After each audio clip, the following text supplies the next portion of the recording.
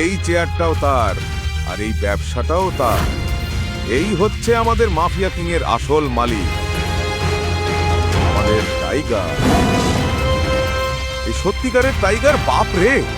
এমন বিপজ্জনক ডন কেন অভিনবর সামনে হাঁটু গেড়ে বসেছিল? আকরামের কি মনে পড়েছিল অভিনবকে দেখে, আর বিশেষ করে তার আঙুলের আংটি দেখে? এখন অভিনব আর টাইগারের গল্প কোন নতুন মোড়ে নিতে চলেছে? আকরামকে নিজের পায়ের কাছে নতজানু হতে দেখে অভিনবর মনে এলো যেন তার গোপন রহস্য অনন্যার সামনে ফাঁস হয়ে যায়।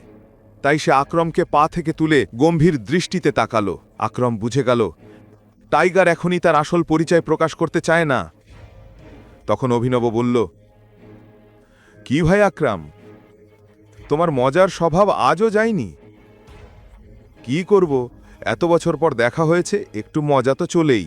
ওদের এমন হাসি ঠাট্টা দেখে সানি হতভম্ব হয়ে গেল। সে চুপচাপ কিছু না বলে জায়গা ছেড়ে চলে গেল।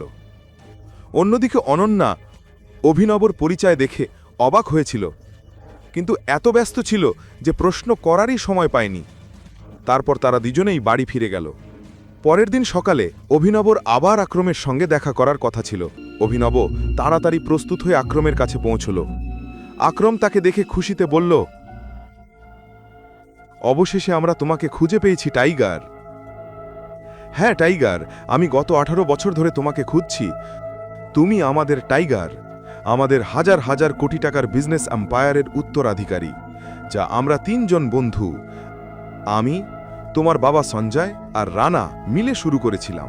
এ কথা বলে আক্রম দেয়ালে ঝোলানো একটি ছবির দিকে ইঙ্গিত করল, যেখানে সঞ্জয়, আক্রম এবং রানা 3 জনই ছিল। রানাকে দেখে অভিনব চমকে উঠল। তার চোখের সামনে ভেসে উঠল সেই দিন যেদিন তার বাবাকে গুলি করেছিল রানা। বন্ধু হয়েও রানা অভিনবর বাবার সঙ্গে বিশ্বাসঘাতকতা করেছিল।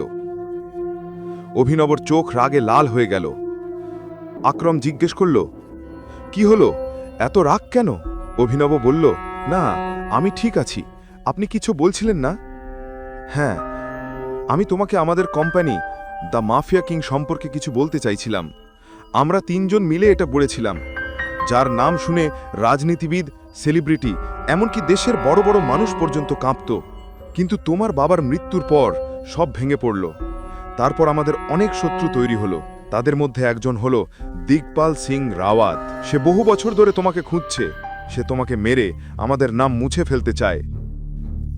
এখন মাফিয়া কিংয়ের কাজ সামলাচ্ছে রানার ছেলে মন্টি। কিন্তু আজ থেকে কিছু সিদ্ধান্ত তোমার হাতে থাকবে টাইগার। তোমার বাবার কাজ এখন তোমাকেই এগিয়ে নিয়ে যেতে হবে। এ কথা শুনে অভিনব হতবাক হয়ে গেল। কাল পর্যন্ত যার পকেটে 100 টাকাও ছিল না, আজ সে হয়ে গেল 1000 কোটি টাকার কোম্পানির মালিক। এরপর অভিনব নিজের চাকরিতে গেল।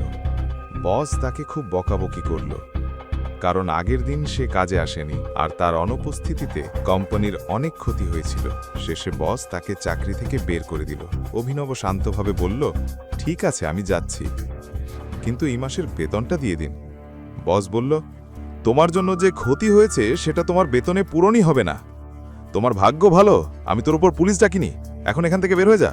অভিনব বলল, আমি পুরো মাস কাজ করেছি, একদিন না আসায় 25,000 টাকার ক্ষতি হলো, তবু আমি বেতন না পাওয়া পর্যন্ত এখান থেকে যাব না।